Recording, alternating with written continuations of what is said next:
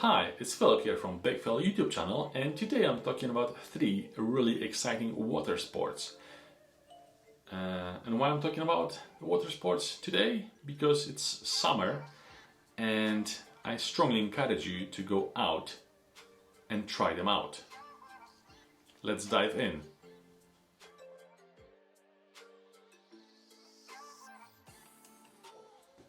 The first sport I'm going to talk to you about is stand-up paddleboarding. You may think, how stand-up paddleboarding is exciting? Well, I can tell you that on a lake where there is a small island in the middle of the lake, that's when it's getting exciting. When you're on a sea and there's the shoreline is with like cliffs, that's when it's getting exciting, because normally you wouldn't be able to get there on the stand-up paddle board. You can just paddle there and enjoy the view, enjoy the scenery, enjoy the little beaches which are often hidden between cliffs, and yeah, pretty much that is it. Overall, it is really exciting as well when you go on the paddleboard and you're cruising along the seashore and you see a different perspective from the one you're used to, and that's really nice. And I strongly encourage you to try stand-up paddleboarding, because there's not a lot you need. You need a paddleboard, you need a paddle, and you need a leash which connects you with the board, just in case if you fell into the water and you're in a situation where it is hard to get onto the board. The leash still keeps you connected to the board and you can hold it tight, and it will eventually help you to get on the board once you know, and you're more relaxed after the falling into the water. When you're more relaxed and knowing that you're safe because you're connected and the board is not going anywhere. Obviously, bear in mind that it's good to actually know how to swim. If you can't swim, you still can go on the paddleboard, but remember to have a vest, a life-saving vest, because that's very important, because safety on water is extremely important. So bear in mind to have all the safety features you can have when going on paddleboarding.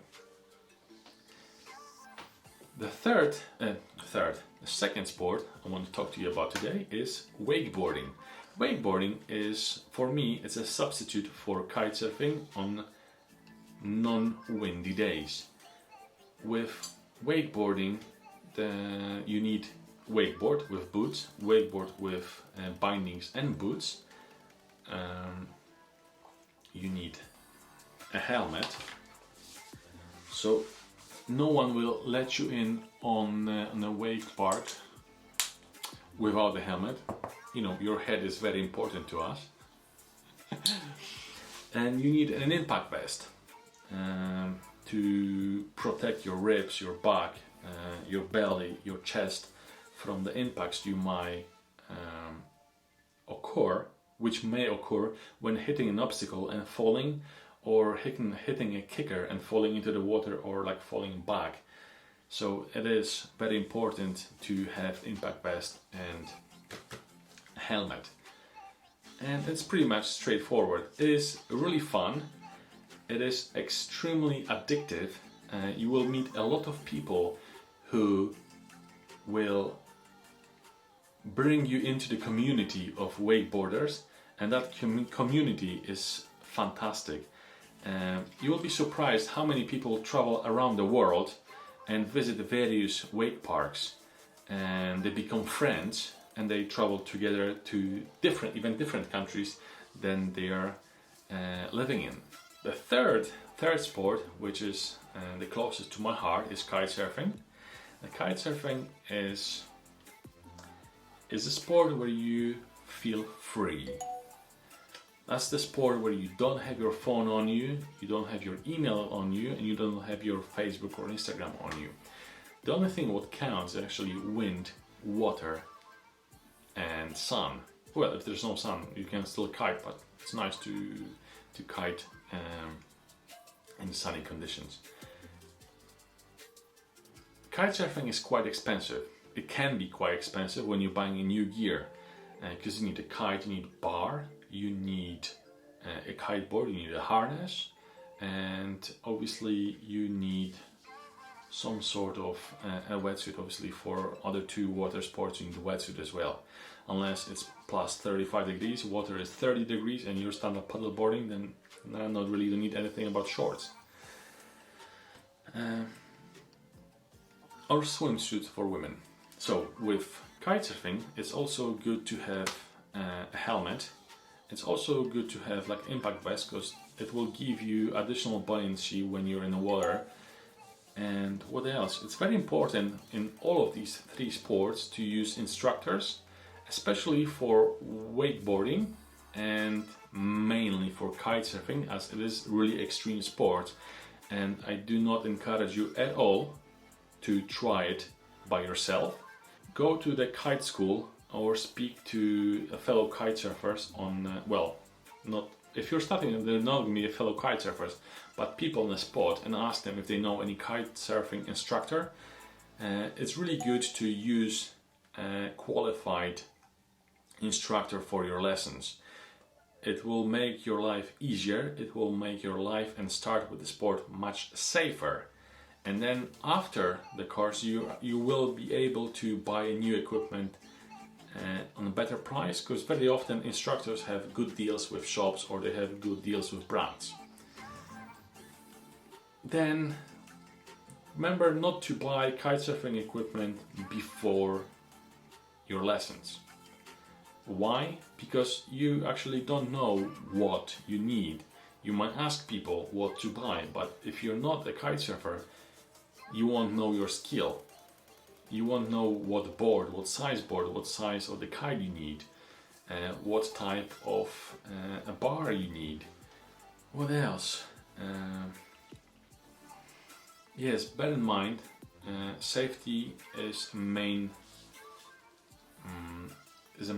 thing to observe when going kitesurfing, wakeboarding, on stand-up paddleboarding. So don't ignore it. Try not to go by your own when kitesurfing, because if you get into difficulties, it is quite hard to ask for help when there's no one around. When there's someone next to you, they can always call rescue services, or they can help you by yourself. Remember not to buy equipment you don't know, like a second-hand equipment, without any instructor. And by that, what I mean by that is, after the course, you more than less know what type of equipment you need and what type of equipment to look out for. And without anything, when you're a newbie and you want to learn kitesurfing by yourself, you might buy wrong equipment, wrong board, wrong bar, and the wrong kite. So it is very important to go through proper channels, and by proper channels I mean a kite shop and kite instructor. In all these sports you will meet friendly and awesome people, and you will make some nice friendships, and with all this you can travel around the world. For kitesurfing, I strongly encourage you to go to skymonster.com. No, for kitesurfing equipment here in the UK, you can go to skymonster.com. But kitesurfing travel, go to skymonstertravel.com. As we go to many different places like Egypt and Morocco and Spain. That's the places where we go. So by meeting people doing these sports, you will gain access to awesome community, and that will actually have a really positive impact on your life, on your social life, I believe, and it will allow you to visit many countries you wouldn't think you want to visit prior to knowing water sports, kitesurfing, wakeboarding, even stand-up paddleboarding. You can travel around and then rent it if you don't want to take your stand-up paddleboard with you. Yeah, pretty much that is it. I think I've covered everything. If you're in Europe, you can visit also skymonster.pl, because we ship around Europe, around European Economic Area, including Norway and Switzerland. Well, nonetheless, if you have any questions about kitesurfing equipment, wakeboarding equipment, on stand-up paddle equipment, leave the comment down below. If you like the video, please give it a like, and remember to subscribe to my YouTube channel, as my content is quite all over the place at the moment, and I speak about a variety of subjects, so I strongly encourage you to subscribe to my YouTube channel.